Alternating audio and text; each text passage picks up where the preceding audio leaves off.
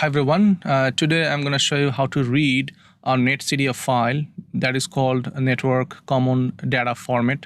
So netCDF file, sometimes it may be in a 3-dimensional format or in a 4-dimensional format. So whatever the dimension is, it is not a problem. So if you know the structure, basic structure of a netCDF file, and if you know how to read a netCDF file in Python or in MATLAB or any other programming language, so the basic command is same. The way you can extract the data and you can read the data, you can read the variables, what are the variables, right? So even you can write any netCDF file. So there are specific command for doing that one. So today I'll read netCDF file that is basically precipitation data.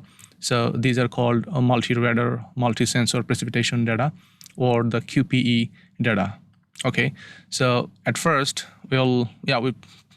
for reading that precipitation data, we'll use Spider again. So we can check line by line, or you can use even Jupyter Notebook as well for preliminary reading. And once you have the entire code ready, then you can just put them together and then you can run it in your Linux machine or even in your Windows PC as well. It is pretty simple. So let me just show you what type of data I have, because I can't even open the data by clicking. Okay, so the directory I can show that, okay, where I have this data. So I have this data set here. So this data basically is in grep2 format. So forget about that format now, grep2. So I'm just talking about now that netCDF format. Okay, so I have the same data in netCDF format, but is file that contains hourly. So I have the hourly time step. So one file, it is for this date and this time, and then I have another file that contains, right, that is for another hour, and so forth and so, right? So it is just basically hourly precipitation data. But each file, you have to read each file, and then if you look through each of these files, and then you can make any time series, whatever you want. But these are the gridded data, so that's why you have to deal with a little bit separately. So that is the difference. But since it is a netCDF file, in order to read this file, you have to import netCDF module, right? If you already installed netCDF, then you will be able to import. So the first module you need to import is netCDF4. netCDF4. See, it's suggesting that I have the netCDF4. That's why I use Spider. So it will suggest you if you start writing anything. And what you need to know, even we are gonna even read any CSV file. So that's why we need to even import pandas, right? And sometimes we'll even use NumPy, different types of array operation. So we need NumPy array. So we'll import all these things. Okay. So I'm importing pandas as PD, and then I'm importing NumPy as NP. Okay, and even I can import date time, right? So from date time I can import date time. Okay, so it is suggesting that what you are gonna import, right? So date time, and I'm also importing time delta, because in order to deal with the like days or hours, so you need to know, right? You need to multiply by that time delta, difference between two date. So that is called time delta. So I'll show you how to use that, but I'm just importing. So we may not use all of them, but I'm importing for the complete code if I want to write, and if I read any netCDF file, and if I loop through all of these files, and if I want to extract a point, right? If I have any coordinate and I want, okay, give me the time series for this specific coordinate. I have the latitude and longitude. So I have to find that latitude and longitude from that netCDF file. And how can we do that? I'll show you. Okay. And that's why I'm just, because we are dealing with time series data, so we need to know the date time format, right? So there's some importing from date time, because date time is another module. If you, I think when we install that one, by default it is installing. So time delta, okay, it's there. So if you just know the initial, then automatically it will suggest you. And then what do you need? I think you need another for plotting purpose. What do we import? We import matplotlib, right? It's time we just do import a matplotlib. See, matplotlib.pyplot. Okay, matplotlib.pyplot. So import, yeah, as plt. As usual, we do the same thing for this one. Okay, so in order to read, so these are the module I just imported, but I have to run. If everything is there, then definitely it will run. Otherwise, it will show some error, right? So I'm running this one. Okay, see, it's ran here. You are already familiar with that format. So that is the console where you will see the output, and here you can see the variables. You can see all these files and everything, and plots and files. Everything will be there. So since there is no error, so definitely everything just imported, right? And now I'm going to read one file. So I have all these netCDF files here. So I'm just copying this directory and I'm pasting it as input directory. Okay, input and input dir, because the input is the default value, so I can't use input because it is the function. That's I'm using separate name, input, and I'm giving this name. Okay, this one. It's okay, we can use this way, or we can even change it to a different format. It's not a problem. So in order to do so, I'll use that input format. But for this case, if I want to read any specific file, so I'm directly reading that. In order to make it simple, just I'm reading directly. Okay, so data is equal to dataset. So once you have that netCDF module imported, then inside that netCDF module you have that dataset. Okay, dataset. Once you imported dataset, then you have to specify the name of the file, including that path. We can do that since we have backslash that we mentioned in my previous tutorial, that I use forward slash. So this time I'm using backslash as well. So we have to use R there. Then it will, okay, then we can use directly the path we are gonna use, right? So this path and the name of the file at the same time, it's okay, it will work. You can use a double quotation, you can use even single quotation, it won't matter. And I have to specify one file. Okay, I'm just gonna specify one file, the first one. Okay, the name of the file. So rename, and then it is netCDF. The extension is netCDF4. So let me just extend that one. It's pretty big. Okay, the name is pretty big.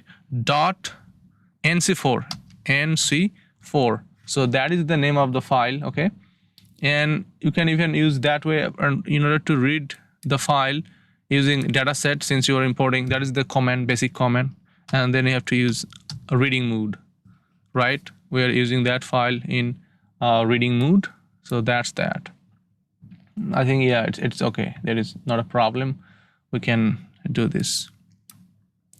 Okay, we have that. Okay, it's yeah, it's similar to. And see, it is showing error, undefined name dataset. Undefined name dataset. That's why what I need to import, either you just use this term because it is inside that netCDF, because we imported that, so it will work this way. Or we can even make it simple, that from netCDF, okay, from netCDF4 we can import that dataset. Okay, it's there. So then we would, okay, we can use that command. So both way you can do that. No, it is not a problem. Okay, for reading any file, we need that dataset method. It is the function that will read any directory and the netCDF file, basically the entire file, and it will make an object. And from that object, this data will just read the variables, will read everything. So that's why that is the command dataset. Okay, now if I run it, so everything, see, everything now within this dataset, and then it is in data. So I have the data, and inside that data variable, basically it's an object, right? So if I print something, it's an object. See, it's showing that netCDF nothing. It is showing nothing, right? It's only showing that some the property we have. Since I just use the comment data, that is the variable I have.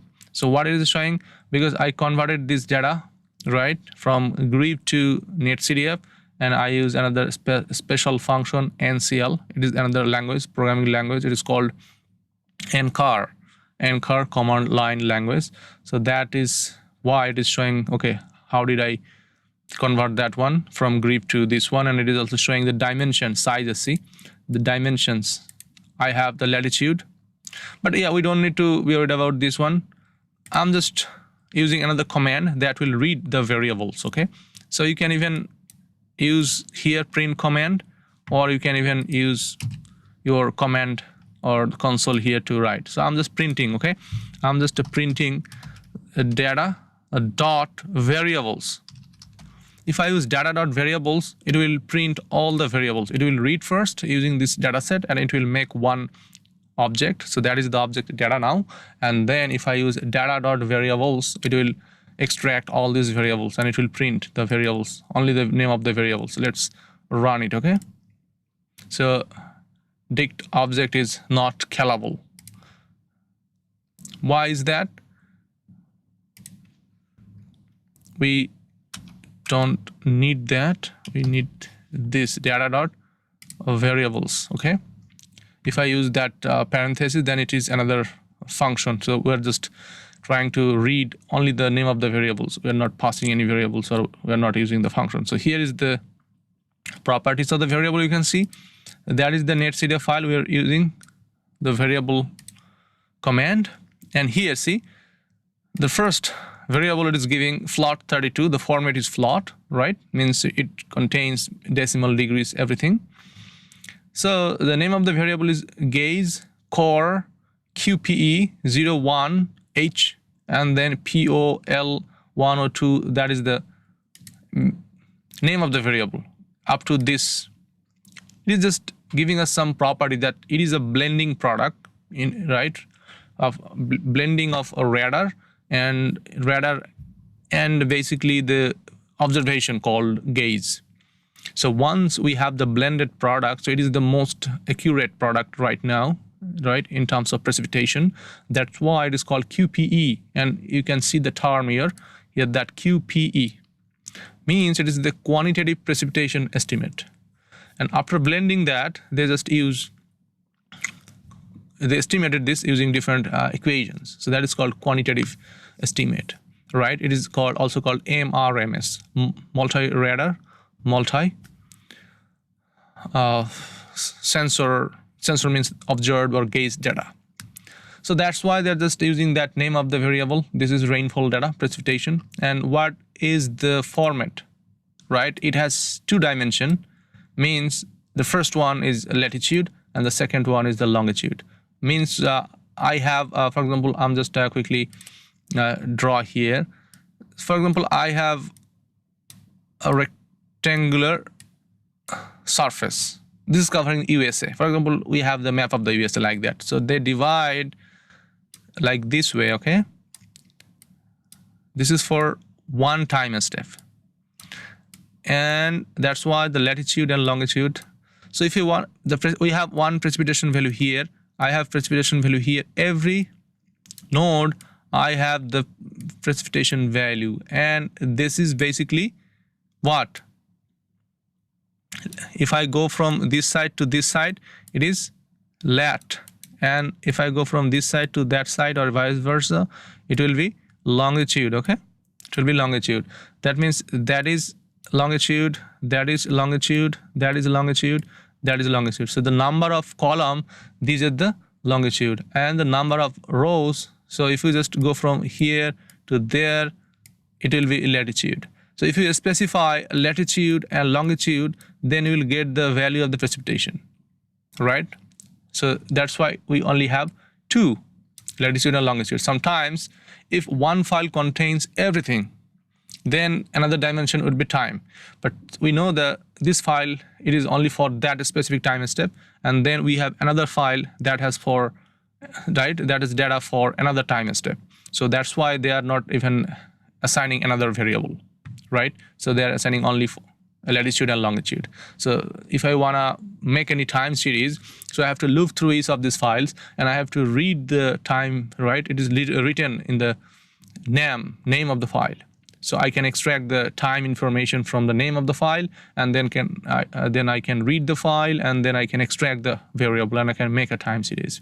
But here it is only latitude and longitude. So that's why they are showing, okay, this is my variable, and if you want to extract that variable or read that variable, it is in that format. The first value will be latitude and the second will be longitude. And then they're specifying the initial time from this date, 0908, means September, no, it is August, 9 and 2018. This is not August, it is, September, because in USA they use the month right at the beginning. So it is September 8, 2018, and 00 hour means it is middle of the night. And then the time, they are using this variable name, forecast time, it is in minute, right? And then the level is 0. It is, you can assume the level is mean sea level. So they are assigning, okay, these values are basically at the mean sea level, right? So that is one variable. So what else we have? What else we have here? Let me close that. And we have another. So that is the description of the variable, and it is, we have long description, right?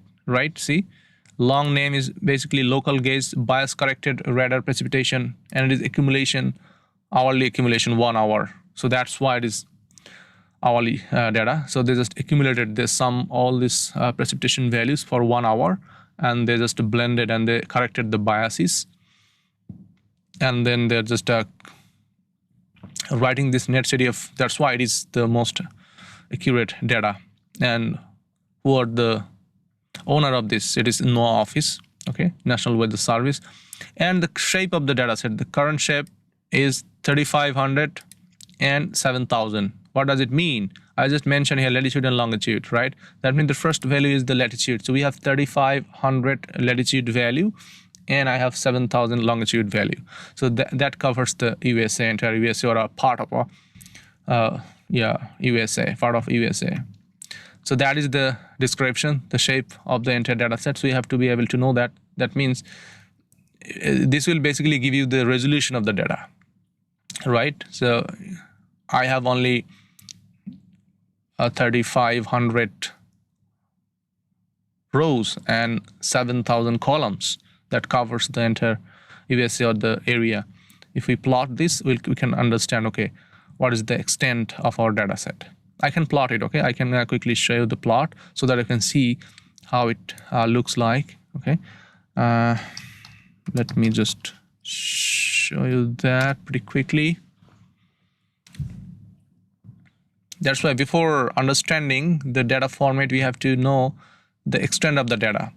If you know the extent of the data, then you can even specify.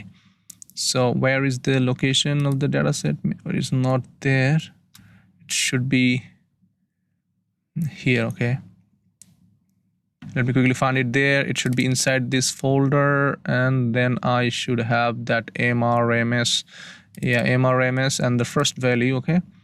The first one I'm opening, you can see I have, so it is reading only the variables, and I have the same description here, the same description we just saw there using our Python code, and it is also the latitude. See, the 3500 is the latitude, and longitude is 7000, and for that variable it is the same.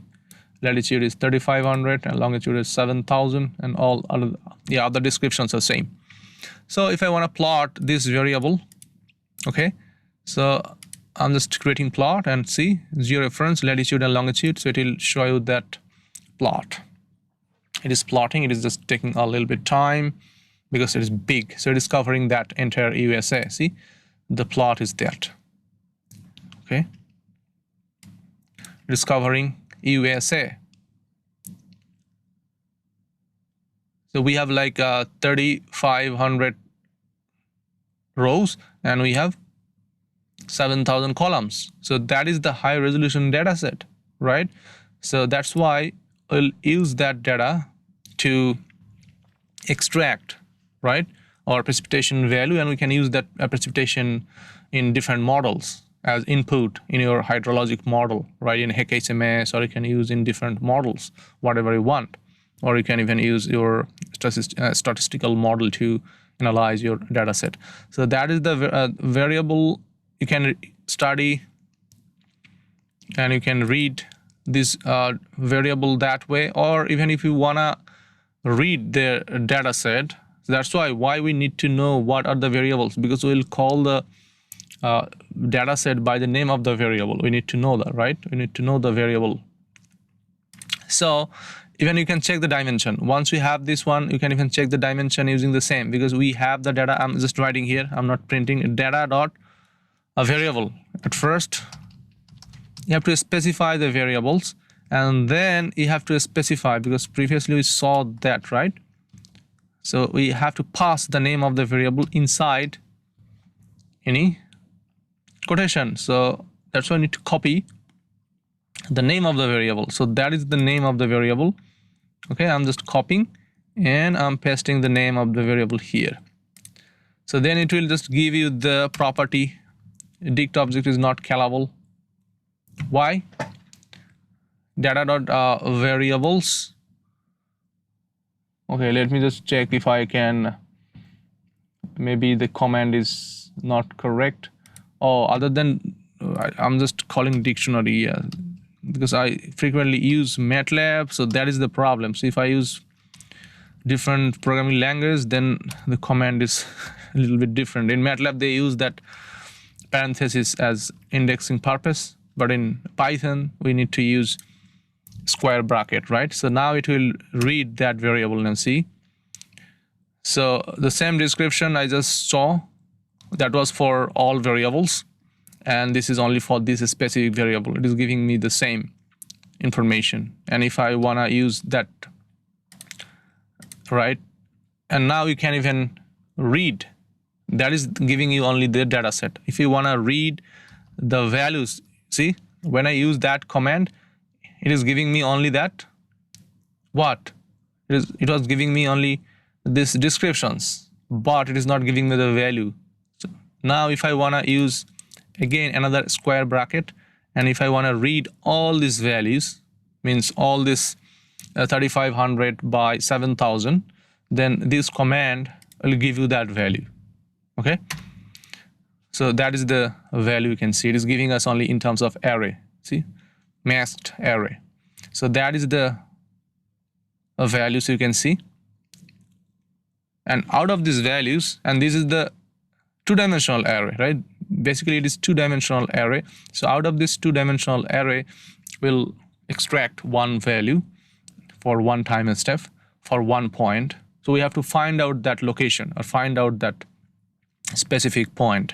If I want to read our latitude, right, let me just check what is the name of the variable, lat_0.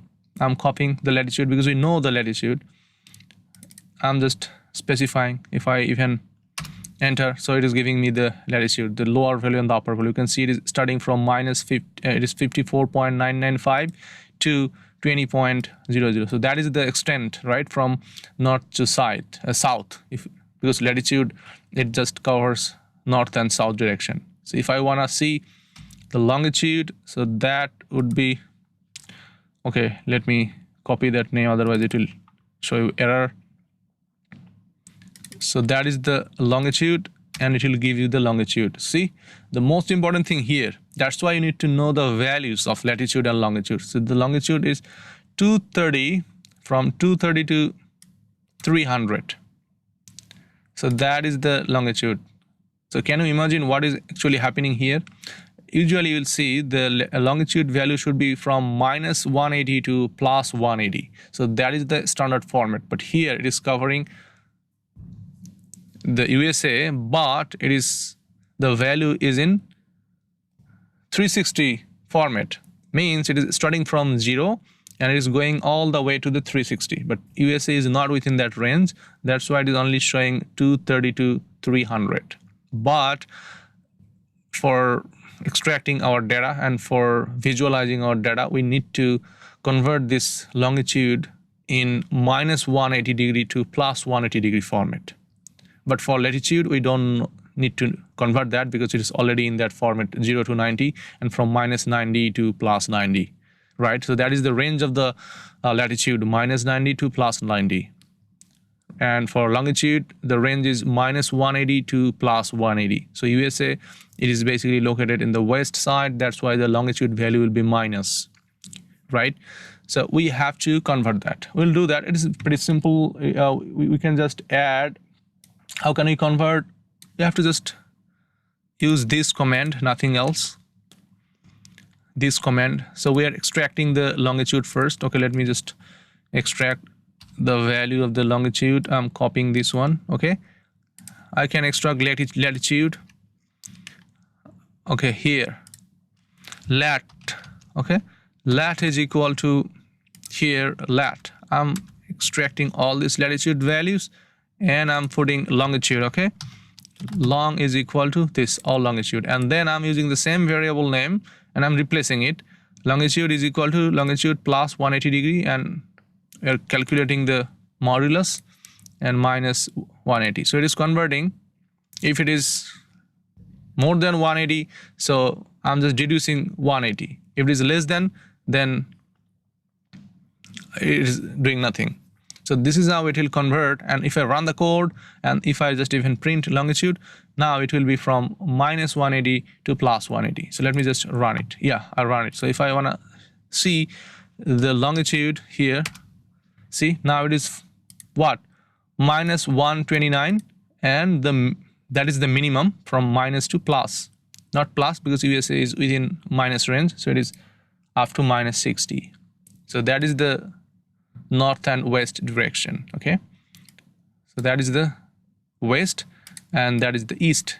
So east-west direction we have the longitude. So I converted the longitude from 0 to 360° to -180 to +180°. So we are right here. What we did, we just read all these latitude values. We have all this latitude, we have all these longitude values. And what we have to do now, I have to even extract the precipitation value. Okay, I can do that. So I can assign one, and then I can use data.variables. Okay, I don't need that bracket, so I have to copy the specific name of the variable. So what is the name of the variable again? Let me just copy the name again. So that is the name. I have to assign that name here. Okay, and then if I run it, now I have all the values of precipitation, all the values of latitude, and all the values of longitude, right? If you write here passive, you can see it is showing only this data, but here I didn't use all values. So now I'm using all values and I'm running the code again, and now if I just write passive, it will give you the data. So now I have the data, extracted data. So this is how we can read any netCDF file. So we just read one file and we just have access to all this 3500 by 7000, right, values of precipitation, longitude, and latitude. So now what we can do out of this, since we have that format, right, it is covering this way, it is covering 3500, 7000 column and 3500 rows here that way. So here is the trick, and you don't need, right, the entire USA. Your point of concern, for example, anywhere here, like here, your point is located here. It may be located on that intersection or it may not. That is not a problem. You have one point here and you know the latitude and longitude of that point. You know the lat and longitude of that point. So how can we extract the precipitation value from this gridded format? Because now we know, right, how to read a netCDF file and how to extract all this data. So now inside that precipitation variable, you have data for this part, and you know all these locations, the latitude and longitude. You have the data inside that variable, right? And we converted it to -180 to +180 format. So you have everything.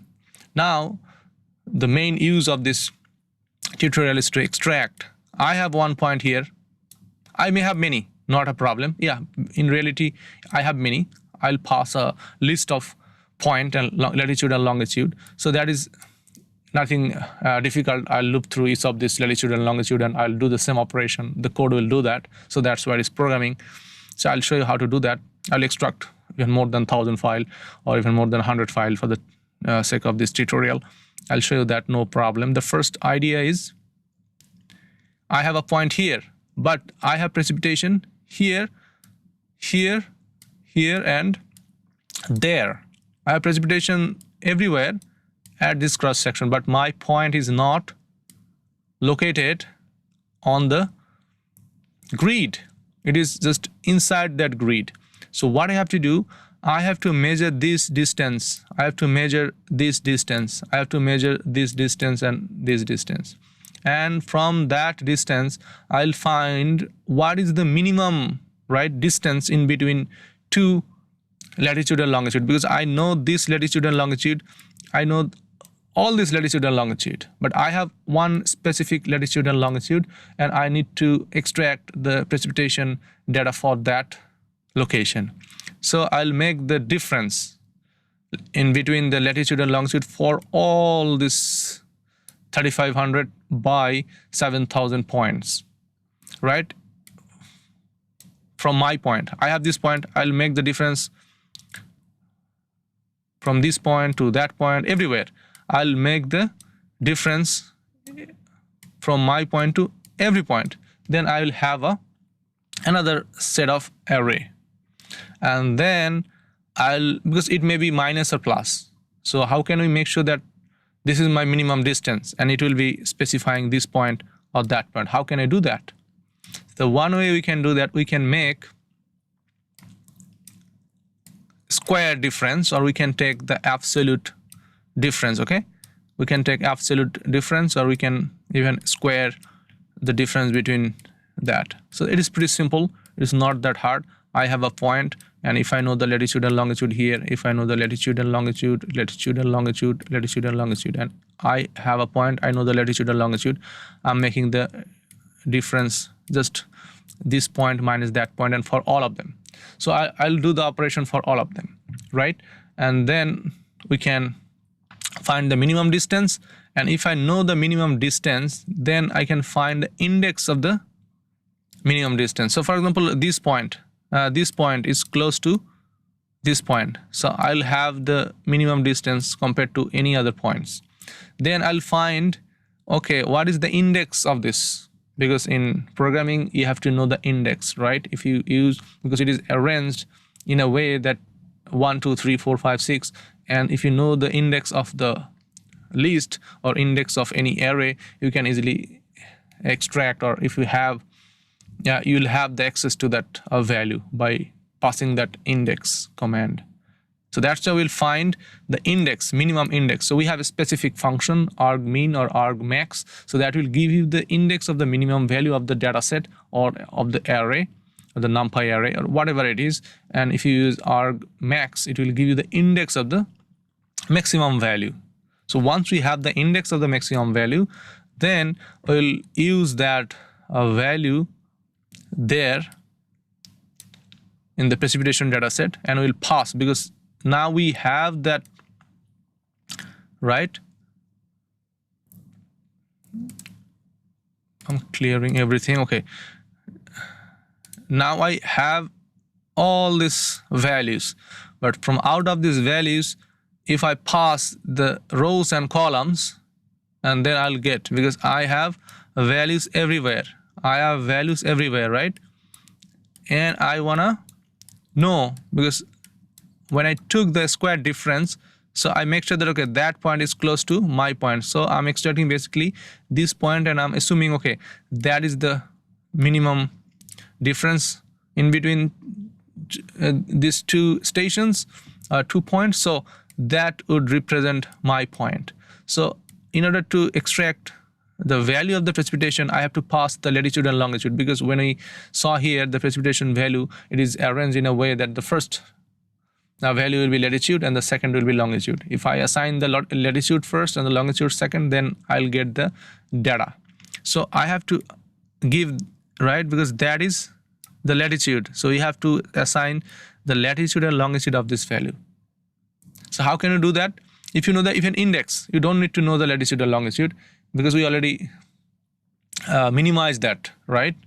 When we took the square difference or absolute value in between these two, right? And then we know, right, what is the index of this point. So once you know the index of this point, then we can assign index here, right? Then it will give you the precipitation value. So that is the logic to extract data. And this is how you can read, and you can check the dimensions as well, right? So that's it. So in the next tutorial, what I'll show you how to, because we know by this time, and I'll show the complete ready-made code, and I'll quickly show you how to extract the time series for multiple points, not for one point. And this is here I'm just showing how to read a netCDF file that is called MRMS file. And if it is not in -180 to +180, so you have to treat them, right, using that command. That is that. And you can even read, since you have since you have the variable name here. See, I can show, since I have the variable name, and you need to know the dimension and shape, you can even use shape command. Okay, so it will give you the shape. See, 7,000. This is how you can read, and you can change the variable name. Like we have the precipitation, you need to know the shape, because you have to understand the basic structure. The shape is, see, 5,007, 3,500 and 7,000, but you don't know what is this. That's why you need to even know the description. Other than using that shape command and the values, you need to know the description, right? It is giving you the shape, and it is assigning, okay, what is 3,500 and what is 7,000. So there it is specifying. So every description will be there. Once you know that is my file description and that is the structure of the data set, so you can easily have access to this. So that's it. In the next tutorial, I'll continue with this one, and I'll show how to extract data, time series data. I'll make time series data. I'll loop through the entire directory, and I'll read each of this file using this command, right? And then I'll make time series. So thank you very much, and stay safe and follow this continuation of this tutorial, so that you can extract the time series data for your purpose. Thanks.